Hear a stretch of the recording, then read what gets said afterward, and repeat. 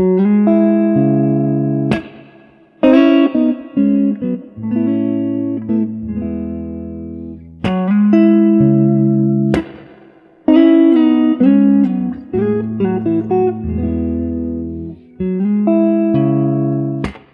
is a unique John Mayer guitar lesson. I've taught the Slow Dancing in a Burning Room chords by John Mayer before a few times in private lessons, and always the same question comes up, which is, what is he doing when he does this thing?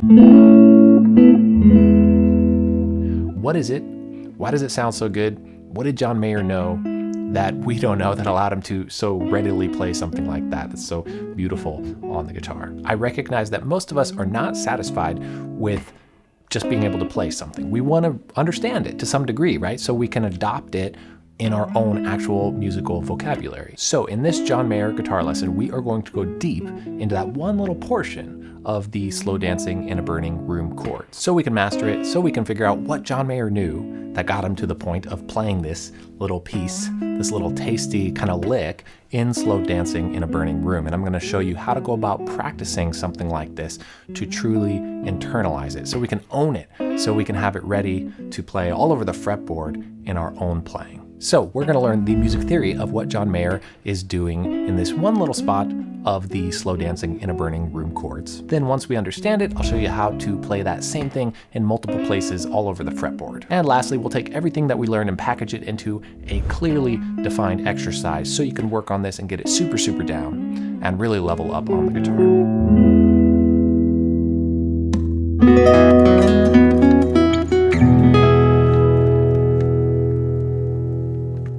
I'm Jared Borkowski from SoundGuitarLessons.com. On this channel, I talk a ton about music theory, mapping out the fretboard, how to internalize music like we're talking about in this lesson, practice strategies, really a wide variety of topics, but all about gaining control over music so we can express ourselves more freely. If you're new here, welcome. Please subscribe and hit the bell. Okay, let's break the theory down just for a second. It's just going to be quick. This is an A chord right here, open A, and then you have 1, 3, 5 of an A chord in that fifth position there, fret 7, 6, 5. Okay, that's 1, 3, 5 of A, just an A triad. Okay, and then we're playing a voicing of an E triad next, where you play the open E, and then you have your third finger on fret 6, fret 4, and fret 5 there. That is 3, 5, and 1 of E. So these are just two triad chords. Okay, so very simple, right? You could just play A and E over here and you get the same sound, and we're going to do more of that in a second. In classical theory, what this would be called in some cases is a plagal cadence, where you're going from the 4 chord to the 1 chord. So if this is in the key of E, then A is the 4th chord of the key, and E is the 1 chord of the key. So 4, 1, that's that plagal cadence. So we definitely want to think of it as 4 to 1. That is what that sound is. This is helpful to have these labels on sounds because that contributes to our ear training too. We can start to recognize, you're really going to start to recognize this from the exercise that I give you for how to practice this, because we want to practice it and get very familiar with it in more ways than this one spot here. So so that's the labeling of the chords, which is really important to do whenever we're trying to kind of go deeper on something. Okay, what's the harmony? What are the chords? What are the chord numbers in the context of the key? So we have 4 and 1 in the key of E. But now let's just look at something called voice leading. And this is super, super, super powerful. We want to start to do this as much as we can on the fretboard. Look at what is the smoothest transition from one chord to the next chord. So if this is an A, we'll just leave the bass notes out for a second, the open strings. If that's A and I want to go to E, what's the shortest distance to travel for every individual note, every individual voice? If these are 3 voices in a choir, 3 parts in a choir, then what's the most kind of singable approach? Okay, that's nice. That goes down a half step. That goes down a whole step. That stays the same, right? Staying the same is the ultimate kind of smoothest voice leading possible. So 1 stays the same, 1 moves a whole step, 1 moves a half step. Those are the types of movements that we're looking for with good voice leading. By step, half step or whole step, or staying the same. So that's That's the closest possible voicing next to it. So that's very powerful. That is very much like how piano players think, or orchestrators or composers are thinking. So if we're not thinking about that on the guitar already, I highly recommend you start kind of thinking about that when you're arranging what you're playing for whatever song, or when you're analyzing something that you're playing.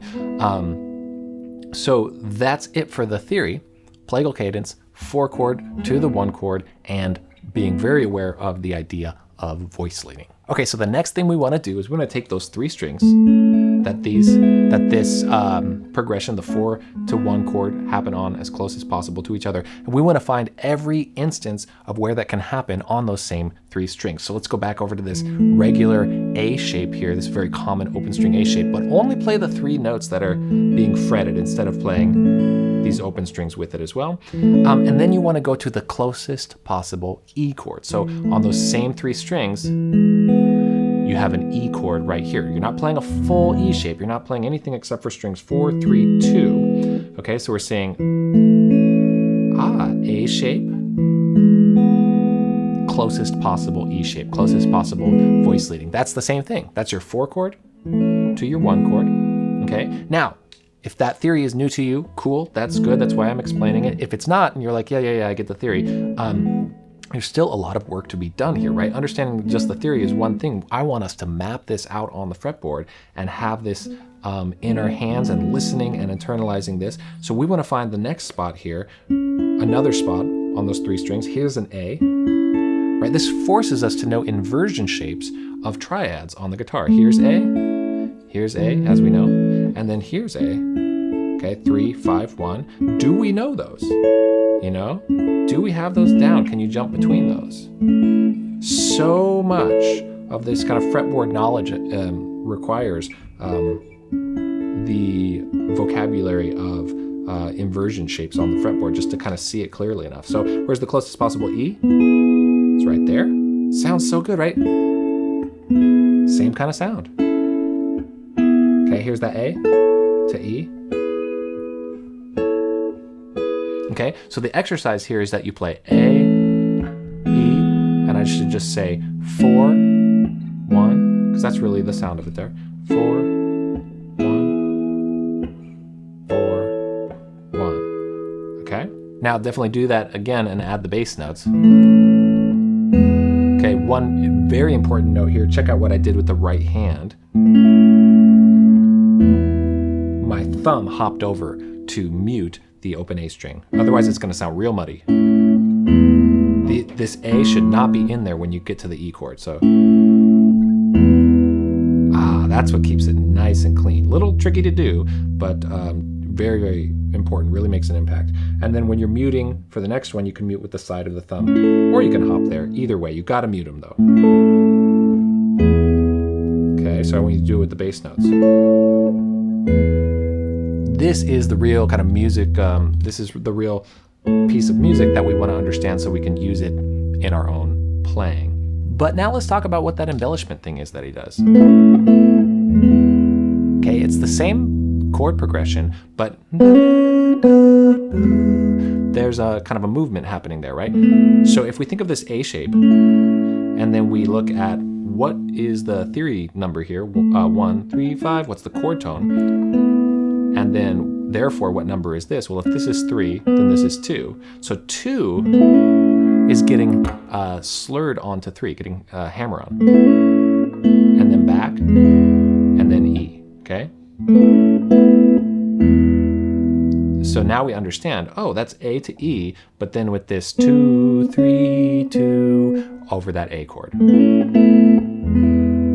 So now we want to make sure we can do that embellishment in all the places that we already found that the voice leading happens between the 4 and 1 chord. So you'd have to think of this and say, okay, well, which one of these is the 3? 5, 1, 3. Take your time figuring it out, whatever you need. I have a big music theory series. I'll put a link to that in the description. It's a big playlist of lessons that explains how to figure out all that stuff, how to count these numbers, how to kind of breaking it down from the very beginning to advanced concepts. So if you need that, it'll be in the description. But let's find that 3, hammer on,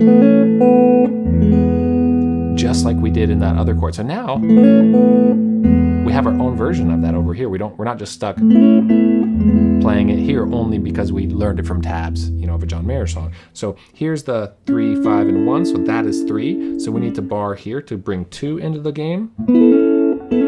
Sounds great. Right, it's really nice. Making it our own, really deconstructing it, okay? So over here, doing that. Tricky technique maybe. And then being able to do it in time is kind of the challenge, where you can maybe then switch.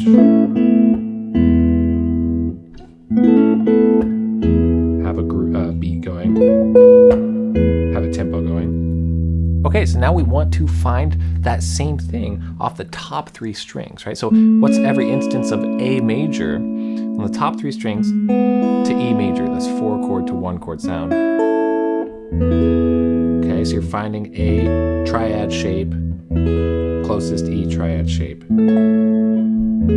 If that takes a long time, great. That actually means it's the thing you should be working on to get the most out of your practicing, right? If it's like, well, how do I find that? You have to explore around. I have lots of videos about, finding inversion shapes. I'll put one of those in the description so you can do that if you need that. How to kind of, if you're here, how do you find the next A? How do you find the next A? That kind of thing. But do whatever you need to find it, and take as long as it needs to take to find it. And let's go ahead and hear how that sounds there. I'm going to play that A to E, and then we want to do the embellishment version. Okay, next one. A, E, muting the bass with my thumb. Embellishment. Takes a different fingering. Gotta kind of map this stuff out. Okay, so here's A to E. Here's the embellishment. Okay, A to E. Embellishment. I hope you see what we're doing here. I hope you see how exciting it is. Like, to take something, and I know it sounds very similar because it's the same thing, but now to feel like that's part of our own vocabulary that we can use as an expression when we want to, because we understand it that deeply, both theoretically and technically, and then kind of in terms of how it's mapped out all over the fretboard. I mean, I just think it's so powerful to approach things this way. We want to do the same thing off strings 5, 4, and 3. And this is just, walking you through this method of like, if you want it to go this deep on something, this is how you do it. I'm not saying that we have to or should do this on everything we learn, but when you have that itch, when you're like, ooh, I really want to use this, ooh, I really want to know this, this is the thorough approach to go about. And if you do a little bit of it, you get, that much benefit from it. I walk through exercises and curriculums in this totally thorough, deep way, but we don't always practice that way, right? You might do a little one day and then kind of play around because you got inspired. I mean, even gaining one little voicing is so huge for our playing and for our inspiration. But again, knowing how we could design a full exercise to master it, to get it down, that knowledge of how to go about the exercise is really the most powerful knowledge to have, because then you can sit there and work it out as you want to, as you need to over time. Let's do this though with A major to E. I'm just going to keep E in the bass every time now, which works perfectly well because E is a chord tone of A. So it's like the 5 is in the bass of A, and then it's the root of E. This is a beautiful way to do a play goal cadence, or like a neighbor 4 chord, sometimes it's called. But don't sweat about that. If you don't know what I mean, definitely just find these voicings. We have strings 5, 4, and 3 A chord to a strings 5, 4, and 3 closest possible E chord. Okay, here's A to E. Here's A to E. And then we already did that one up there. So we want to do the regular and then the embellishment. So we got, and then again, where's the 3 of this A shape? And then therefore, where's the 2? And then once we know that, we can do that hammer on thing. So we got.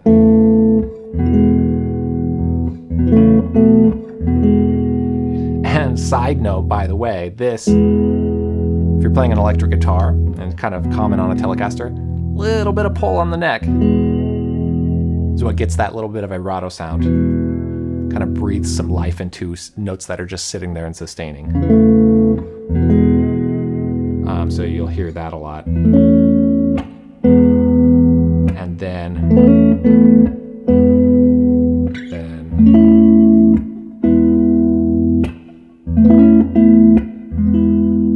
and lastly.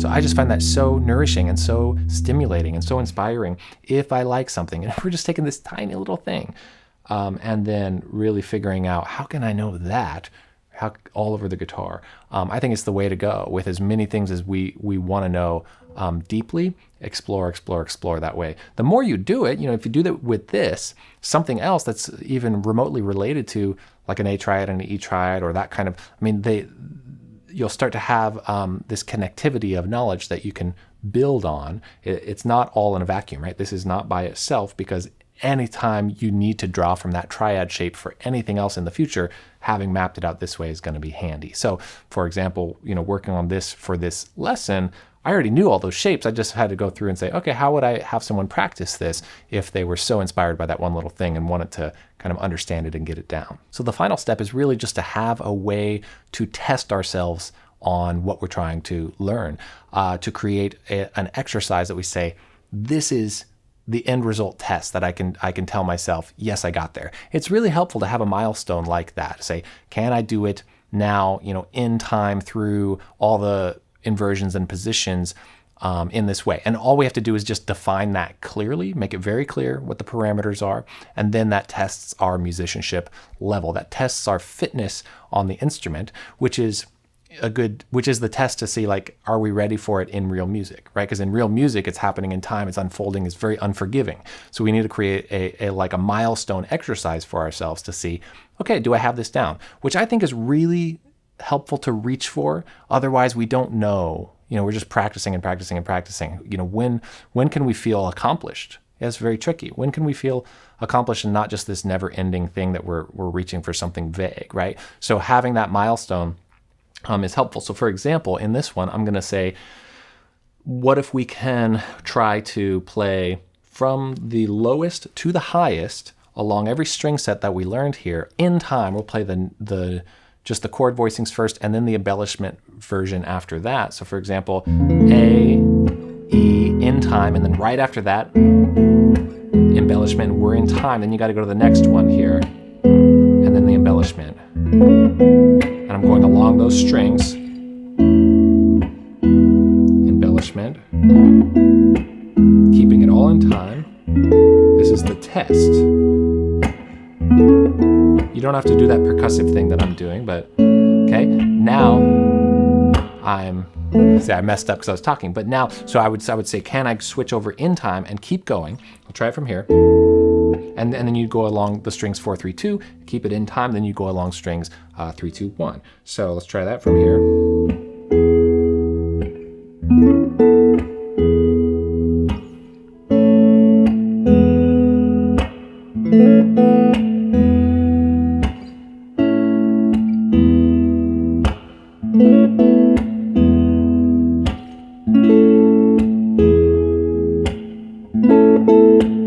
Kind of messed that up there.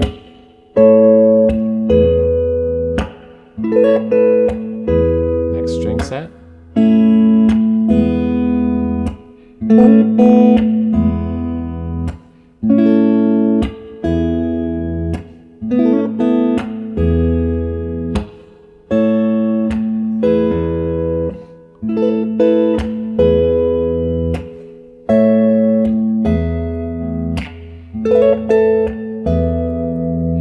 Okay, so not perfect, and that's why it's a good test, right? It actually really tests.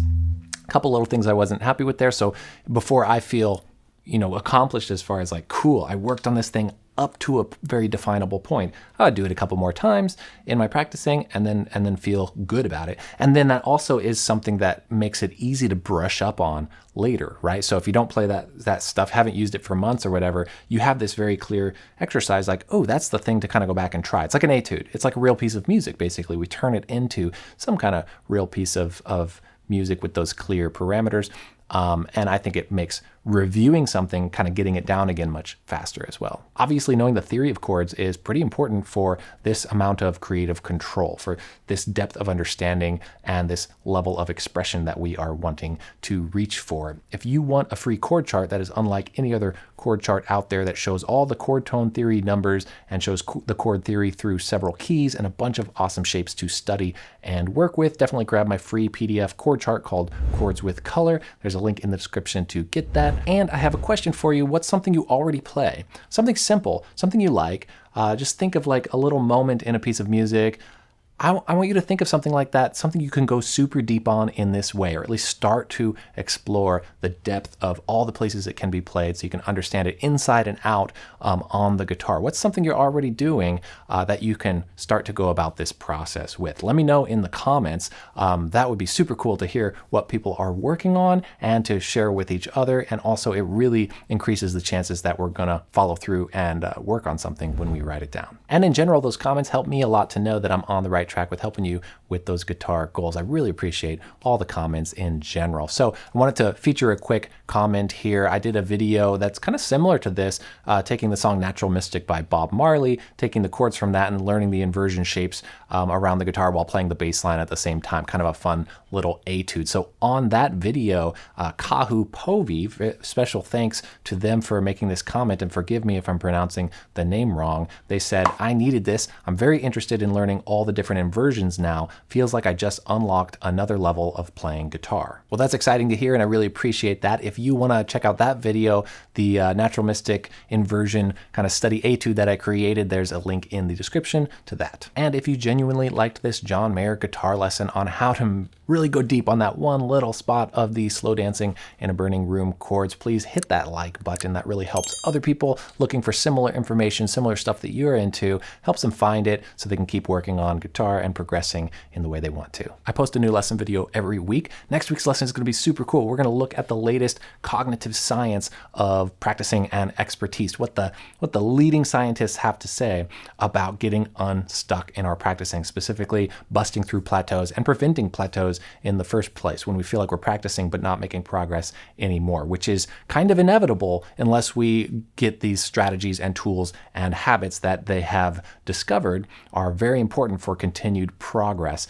in any endeavor. So it's going to be a cool lesson. Hope to see you there. Thanks for watching. Take care and happy practicing.